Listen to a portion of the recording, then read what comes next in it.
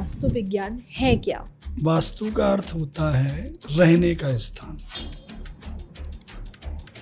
उसको व्यवस्थित बनाने का जो तरीका है उसमें 5 तत्वों का ध्यान रखा जाता है। पृथ्वी, जल, अग्नि, वायु और आकाश, और उनका विधिवत अपने जीवन में उपयोग करना। आपके अकॉर्डिंग वास्तु किस चीज़ के लिए सबसे ज़्यादा बेनिफिशियल है, जो जड़ से मकान है या जो फ्लैट सिस्टम से? वास्तु दोनों के लिए अच्छा है, लेकिन उसमें आप जमीन से जितने ऊपर जाते जाते हो, जमीन की नकारात्मकता या सकारात्मकता,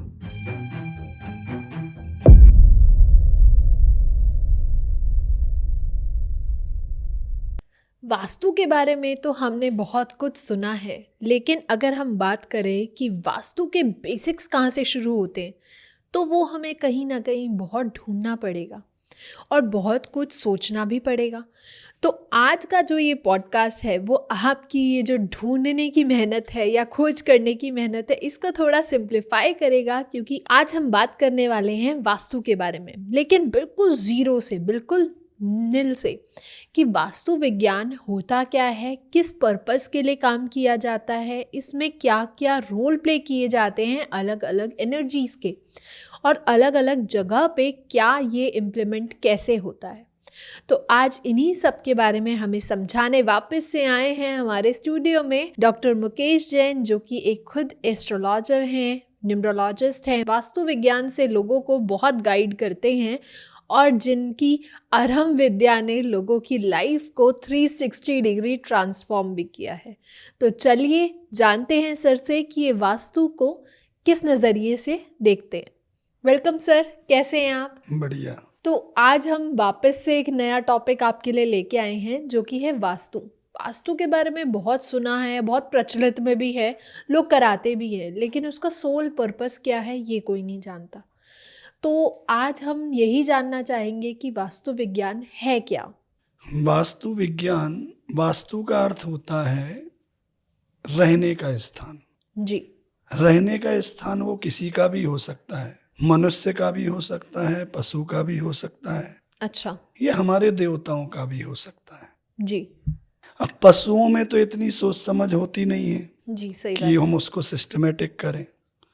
तो 2 स्थान ऐसे आते हैं, एक मनुष्यों का, एक देवताओं का, जिसको सिस्टमेटिक बनाने का हमारे यहाँ प्रारंभ से ही चलन है।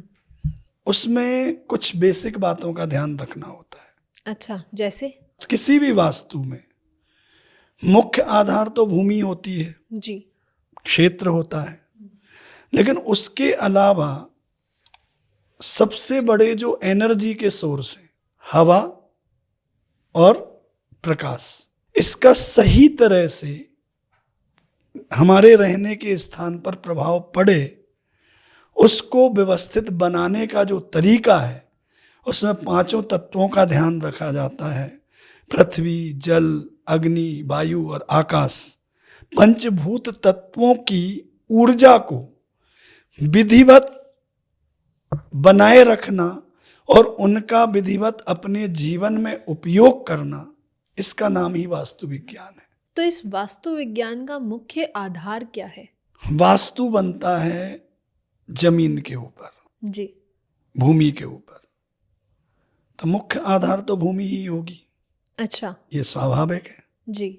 क्योंकि भूमि नहीं है तो आप घर, फैक्ट्री, मंदिर कहाँ बनाओगे? बिल्कुल सही। तो सर, जैसे अभी आपने कहा भूमि सबसे मूल आधार है, तो इसमें भूमि और क्षेत्र की क्या भूमिका है? वास्तु का मुख्य आधार तो भूमि ही है, जी।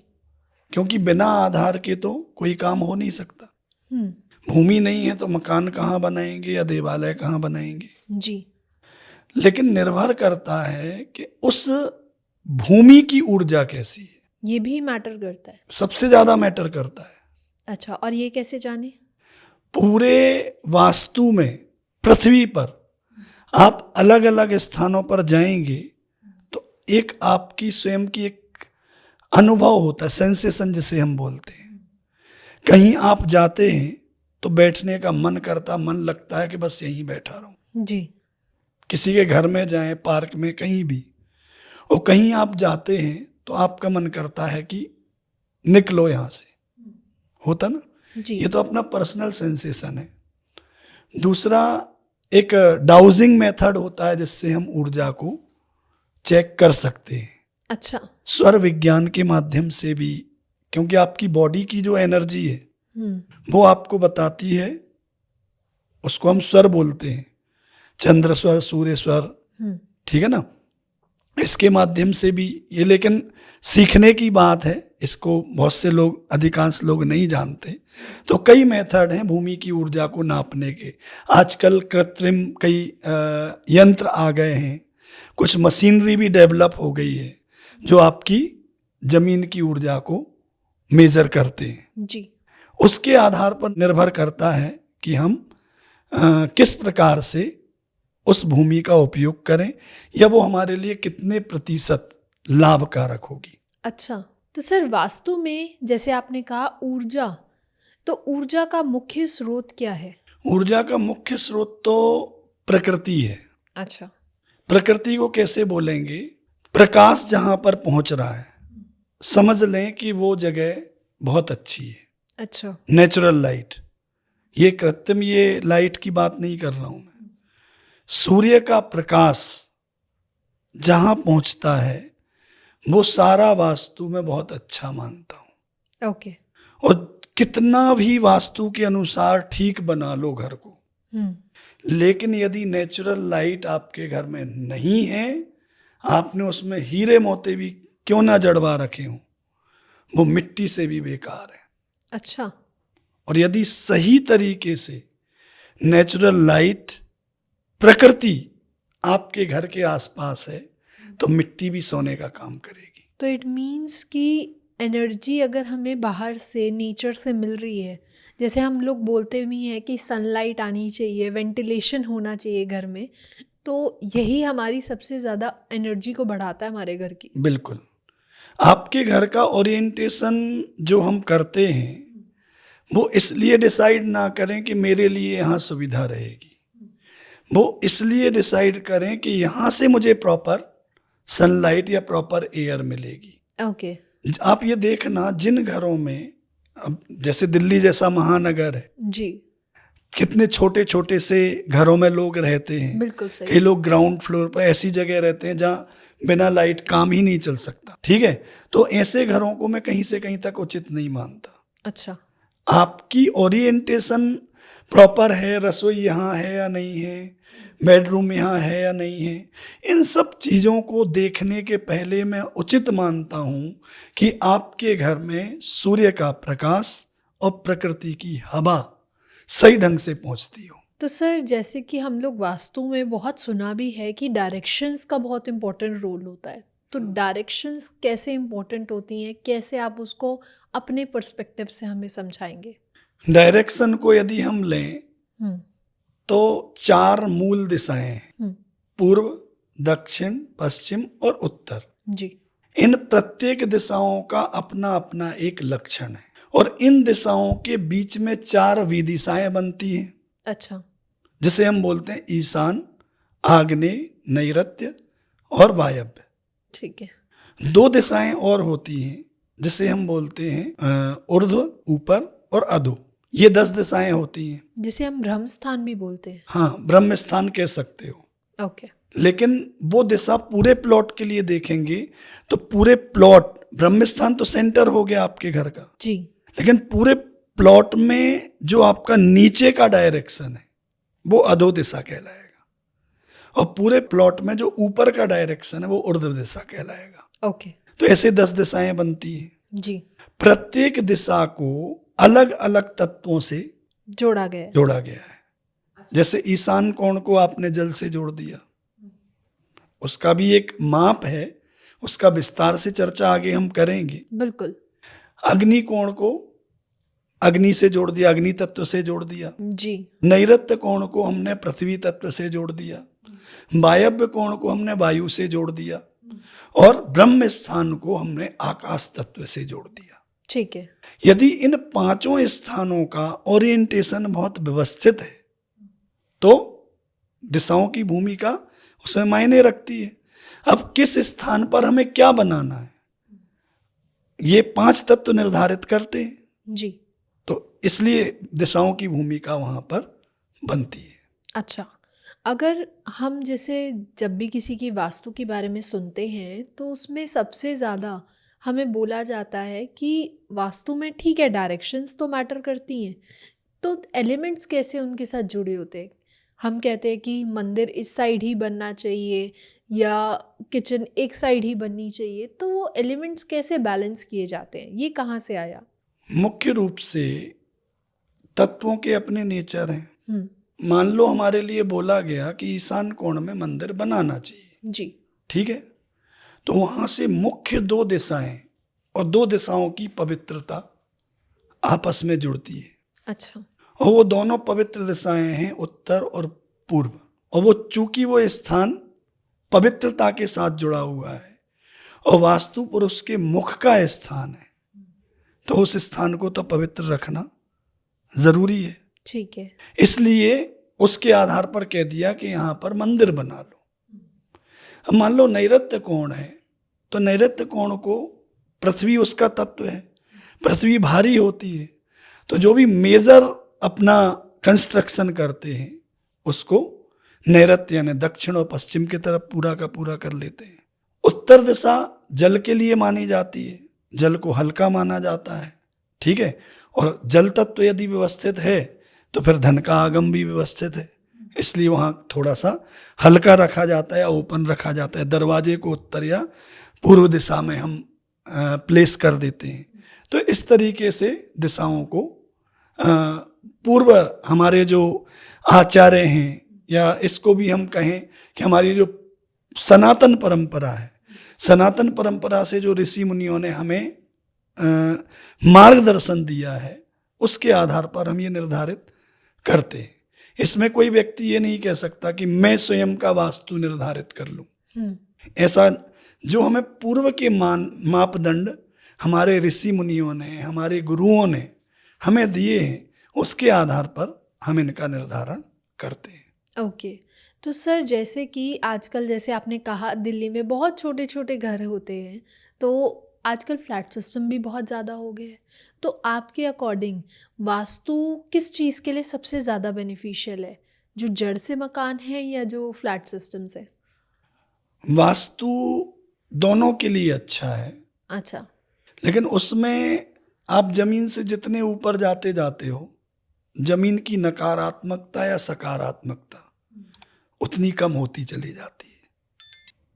आप यदि 9th 10th या और ज़्यादा ऊपर जा रहे हो, तो ना तो आपको जमीन की नेगेटिविटी मिल रही है और ना आपको पॉजिटिविटी मिल रही है। बिल्कुल सही। पॉजिटिविटी नहीं मिल रही है तो इसका मतलब नेगेटिविटी है। अच्छा। सकारात्मकता का ना होना, निल होना, तो नकारात्मक। नकारात्मकता। आप पॉइंट देखें कि आधा गिलास खाली है, खाली मतलब नेगेटिविटी, ठीक है ना। तो दूसरी चीज आपने जो बोली जमीन, जमीन की ऊर्जा तो मायने रखती है। जमीन पे आप रहेंगे, अपनी छत और अपना आंगन, ये वास्तु में सबसे अच्छा माना गया है। अच्छा। हाँ, तो क्या वास्तु में आंगन और छत का भी अलग महत्व है? बिल्कुल। वो क्या? आपकी छत और आंगन आपका है, मतलब पूरा भूमि से प्लॉट आपका है। जी बिल्कुल। ठीक है, तो आप उसको कैसे भी अपने अकॉर्डिंग, अब मान लो फ्लैट में गए, आपने फ्लैट लिया और अपने फ्लैट को ठीक करा लिया। ईशान कोण में टॉयलेट नहीं होना चाहिए, गंदगी नहीं होना चाहिए, मंदिर होना चाहिए, ये मैंने सुन लिया था। आपने अपने फ्लैट में ठीक करा लिया, लेकिन ऊपर वाले फ्लैट में तो वही टॉयलेट है, तो उसकी वो नेगेटिविटी असर करेगी कि नहीं? अच्छा। आपने अपने फ्लैट में मंदिर बना रखा है उसी जगह पे, और ठीक उसके ऊपर टॉयलेट है, तो वो तो नेगेटिव इम्पैक्ट देगी। वो मंदिर तो आपको मंदिर रहा ही नहीं, ठीक है ना। तो इस बात का भी ध्यान रखना कि जहां आंगन और छत अपनी है, मतलब वहां हम सब कुछ अपने अकॉर्डिंग बना सकते हैं। कहीं लाइट नहीं आ रही है तो अपने अकॉर्डिंग लाइट के आने का प्रबंध कर सकते हैं। आंगन का मतलब ये होता है ब्रह्म स्थान खुला रखना।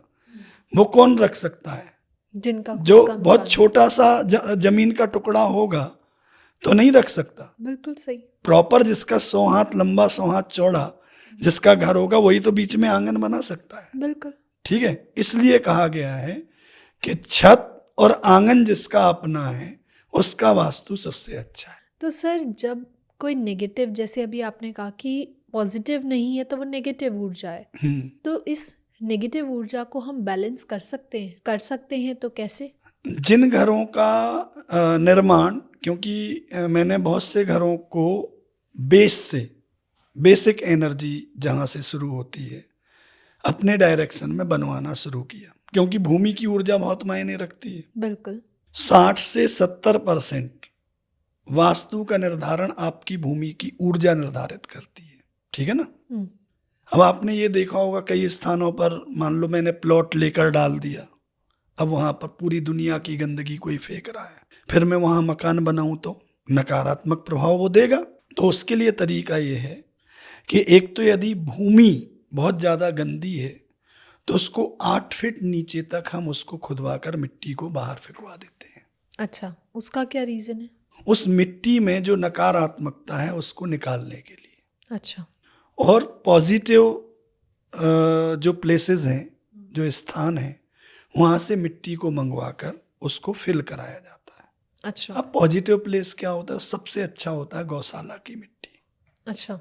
दूसरा चूना मिट्टी, चूने के माध्यम से नींव के अंदर 3-3 फीट तक मैंने चूने और मिट्टी और गोबर को, क्योंकि गाय का गोबर बहुत पॉजिटिविटी के लिए माना जाता है, गाय को सबसे पवित्र जीव यदि कहें प्राणी तो वो है। तो पंच तत्व जो उसके होते हैं, दूध हो, दही हो, चाहे उसका मूत्र हो, चाहे सब चीजें बिल्कुल पवित्र मानी जाती हैं और वो सकारात्मकता में कारण बनती है। तो गौशाला की मिट्टी, गोबर और चूने को मिक्स करा के 3 से 4 फीट तक हम उसको भरवाते हैं। अच्छा। उससे एक तो नींव भी मजबूत होती है और जमीन की नकारात्मकता भी समाप्त हो जाती है। ओके। इसके और भी बहुत से कारक हैं, मरकरी वगैरह के माध्यम से और भी कई माध्यम बनते हैं, लेकिन जो प्लॉट स्टार्टिंग से बनना शुरू हुआ है उसके लिए बेसिक रेमेडी ये है कि जमीन को ऊर्जावान बनाने के कई तरीके हैं। अभी तो उदाहरण के लिए एक मैंने आपको बताया, ऐसे कई माध्यम बनते हैं जिसके माध्यम से भूमि की ऊर्जा को हम सकारात्मक बना सकते हैं। ओके। तो सर मान लीजिए मकान तो बन गया था, हमने उस टाइम पे इतना ध्यान नहीं दिया, तो क्या अब हमें तोड़फोड़ करने की ज़रूरत होगी रेमेडीज करने के लिए? तोड़फोड़ करने की ज़रूरत नहीं है। जैसा कि मैंने अभी आपसे कहा, 60 से 70% वास्तु का जो इफेक्ट है वो आपकी भूमि की ऊर्जा पर निर्भर करता है। अब उस 60-70% को निर्धारित कौन करता है? आपका प्लेसमेंट। ठीक है, कि आपने कहाँ क्या बनाया है जी। तो यदि अत्यधिक जिसका कोई उपाय ना हो, अब मान लो किसी ने ब्रह्म स्थान को ही दूषित कर रखा हो, वहीं टैंक बना रखा हो, तो तोड़फोड़ करना पड़ेगी। अच्छा। किसी ने नैऋत्य स्थान पर साउथ वेस्ट कॉर्नर में ही टैंक बना रखा हो या गड्ढा खोद रखा हो, तो उसको निश्चित रूप से उसको बदलना पड़ेगा। क्यों? उसकी कोई रेमेडी नहीं है। क्यों नहीं है? साउथ वेस्ट कॉर्नर में कोई भी गड्ढा होगा, व्यक्ति बीमारी, कोर्ट केस और अकाल मरण की तरफ आगे बढ़ेगा। अच्छा। एक्सीडेंट निश्चित रूप से मान के चलना, उस घर में रोक नहीं सकता कोई, क्योंकि वो स्थान ऐसा है कि आपने अपने स्वामी स्थान को, और ये प्रैक्टिकली देखा है। अच्छा। मेरे एक जानकार बहुत बड़े ऑफिसर, उनका ट्रांसफर हुआ, दिल्ली में ही बहुत अच्छी पोस्ट पर हैं। स्वाभाविक है कि दिल्ली से जुड़े हैं तो दिल्ली से जुड़े जो प्रदेश हैं वहां पर भी एक बार ट्रांसफर होता है जी। ट्रांसफर हुआ, कोई बात नहीं थी, लेकिन नॉर्मली एक झूठे केस में वो 65,000 रुपए की रिश्वत में उनको पकड़ लिया गया। अच्छा। सारे कारक देखे तो जिस घर में रहना शुरू किया था उस घर में साउथ वेस्ट कॉर्नर में, यानी मैंने एक ही चीज़ बोली, मेरे पास जब वो आए अच्छे पारिवारिक संबंध उनसे रहे हैं, हम्म। तो उनसे एक ही बात बोली कि यदि आपके साउथ वेस्ट कॉर्नर में ये गड्ढा है, इसको आप जब तक फिल नहीं करते तब तक आप किसी भी समस्या से बाहर नहीं आ सकते। या तो वो घर छोड़ दीजिए, गवर्नमेंट से मिला हुआ है तो छोड़ भी नहीं सकते। उसको ठीक कराया और केस से बाहर आ गए, अच्छा, यानी वो चार्जेस वगैरह सब खत्म हो गए। तो सर वास्तु में आपके अकॉर्डिंग क्या चीज सबसे ज्यादा जरूरी है? मैं ऐसा मानता हूँ, कोई भी विज्ञान है उसमें सबसे ज्यादा जरूरी है, सबसे कम जरूरी कुछ नहीं होता। अच्छा। कार होती है करोड़ों रुपए की, हम्म। उसका एक जो बेरिंग बनता है उसमें लोहे की गोलियां डली हुई होती हैं, जी। उसकी कॉस्ट कितनी होती है कार के अकॉर्डिंग? बहुत कम। यदि वो गोलियां निकाल दें तो करोड़ों की कार की कोई वैल्यू बचती है? नहीं। वैसे ही मैं ये मानता हूं कि प्रभाव कम ज्यादा हो सकता है, लेकिन वास्तु में कोई भी चीज ऐसी नहीं जो बहुत ज्यादा जरूरी हो, या कोई भी चीज ऐसी नहीं है जिसको निकाल दिया जाए। वास्तु जो साइंस है, वास्तु जो विज्ञान है, उस विज्ञान की प्रत्येक विधा को अनुकरण करना हमारे लिए जरूरी है।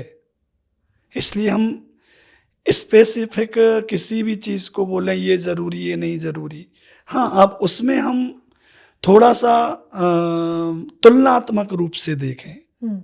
तो सबसे ज्यादा जरूरी होता है भूमि की ऊर्जा। अच्छा। यदि भूमि की ऊर्जा सकारात्मक है, ओरिएंटेशन फिर भी आपका बहुत ज्यादा प्रॉपर नहीं है, तब भी आप उसके सकारात्मक प्रभाव ले सकते हैं, देखे जा सकते हैं। लेकिन भूमि की ऊर्जा बिल्कुल सुप्त भूमि है, नकारात्मक भूमि है, और आप बहुत अच्छा प्लेसमेंट किया है, बढ़िया ओरिएंटेशन, बहुत खर्च भी किया है, अच्छा बनाया है, तो फिर कोई मायने नहीं रखता, वो फिर नील हो जाता है। ओके। तो आपके अकॉर्डिंग जो कहते हैं ना सबसे बेकार भूमि, भूमि कोई बेकार नहीं होती, लेकिन अगर घर किसी ने बनाना हो अपना, क्योंकि घर में ही सबसे ज़्यादा सुख शांति वो मानते हैं, अपने घर में अपने परिवार के साथ रहना, तो कौन सी भूमि सबसे ज़्यादा उचित होती है? सबसे अच्छी भूमि होती है एक तो जहां पर जल हो भूमि के अंदर, उसका एक माप होता है कि प्यासी भूमि ना हो, अच्छा। सुप्त भूमि ना हो, ठीक है। उसको मेजर करने के लिए सर्प वगैरह से युक्त भूमि ना हो। यदि सर्प ज्यादा है भूमि में तो भूमि रहने लायक नहीं है। अच्छा। हाँ, नेवले यदि किसी भूमि पे हैं तो वो सकारात्मक है। अच्छा। गौशाला जहां पहले रही हो ऐसी भूमि मिले तो बहुत सकारात्मक है, क्योंकि गाय से ज्यादा सकारात्मक बनाने वाला कोई दूसरा प्राणी है ही नहीं भूमि को। बिल्कुल सही। लेकिन एक बड़ी समस्या है, मैंने ऐसे ही अपने किसी क्लाइंट को बता दिया कि गौशाला की भूमि सबसे अच्छी होती है, सकारात्मक। तो पावरफुल व्यक्ति था, उसने एक गौशाला खाली कराने का मूड बना लिया। तो ऐसा कभी नहीं करना। गौशाला की भूमि का मतलब होता है गाय आदि जहां पर बंधती रही हो, लेकिन आपकी ही हो या किसी के स्वामी की हो। गौशाला की भूमि को हड़पने की या खरीदने की कोशिश नहीं करना, नहीं तो वो नेगेटिव हो जाएगा। ठीक है। राजा की भूमि, राजभूमि कभी खरीदी नहीं जाती। अच्छा। जहां राजा का घर हो, राजमहल सामान्य व्यक्ति नहीं खरीद सकता, नकारात्मक रहेगा। क्यों? क्योंकि वो ऊर्जा ही उसकी बिल्कुल अलग रहेगी। जहां पर राजा का शासन ना हो ऐसी जगह ही भूमि नहीं लेना। अच्छा। क्योंकि जहाँ तंत्र ही नहीं है वहाँ आप सुखी रह ही नहीं सकते। तो ऐसे कई कारण बनते हैं। भूमि कौन सी लेना, तो उसमें सबसे मुख्य ध्यान रखना कि गंदगी ना हो, प्रशस्त आपको लगे, आपके जाने पर आपका मन वहाँ पर लगे, ठीक है। जल की कमी ना हो, क्योंकि आपने ये देखा जितने भी आपने सिविलाइजेशन है सारे नदी या समुद्र के तट पर हैं। कारण जल ही जीवन है। जल यदि है तो शांति भी रहेगी और समृद्धि भी रहेगी। बिल्कुल सही। तो इन बातों का ध्यान रखना जरूरी है। ओके। तो सर जाते जाते हमारी ऑडियंस के लिए आप क्या मैसेज देना चाहेंगे कि वास्तु के लिए अगर वास्तु परफेक्ट अपने आप को रखना हो तो वो क्या एक छोटा सा आपका मैसेज रहेगा? वास्तु के लिए सबसे पहले मैं कहूँगा कि आप अपने आप के लिए सकारात्मक बनाएं। किसी ने कह दिया कि ये खराब है तो उसको सोच सोच के अपने आप को खराब ना बनाएं। अच्छा। डर के साये में ना जिए। जो डरा के आपको आपसे धन ऐंठना चाहते हैं ऐसे लोगों के जाल में ना फंसे। वास्तु डर का साइंस नहीं है, वास्तु आपके श्रद्धान का और आपके सकारात्मकता का एक बहुत अच्छा विज्ञान है, उसको वैसे ही ग्रहण करें। ठीक है sir, thank you so much. आज बहुत मज़ा आया फिर से आपसे बातें करके, और ऐसे ही हम मिलते रहेंगे आपसे दोबारा और नए नए टॉपिक्स एक्सप्लोर करते रहेंगे और भी नए रहस्यों के बारे में आपसे जानते रहेंगे आगे आने वाली सीरीज़ में। और आप लोगों का भी धन्यवाद हमें सुनने के लिए। और अगर आपको पसंद आया हो तो लाइक कमेंट शेयर भर भर के करें और चैनल को सब्सक्राइब ज़रूर करें। और अगर अभी भी आपके कोई प्रश्न रह गए हैं या अगर आप हमें कोई टॉपिक का सुझाव देना चाहते हैं जो आप आगे आने वाली सीरीज़ में सुनना चाहें, तो आप हमें नीचे दिए गए कमेंट सेक्शन में बता सकते हैं, ताकि हम आगे आने वाली सीरीज़ में उन टॉपिक्स को, उन क्वेश्चंस को भी कंसीडर कर पाएँ। तब तक के लिए stay happy, stay safe. Thank you.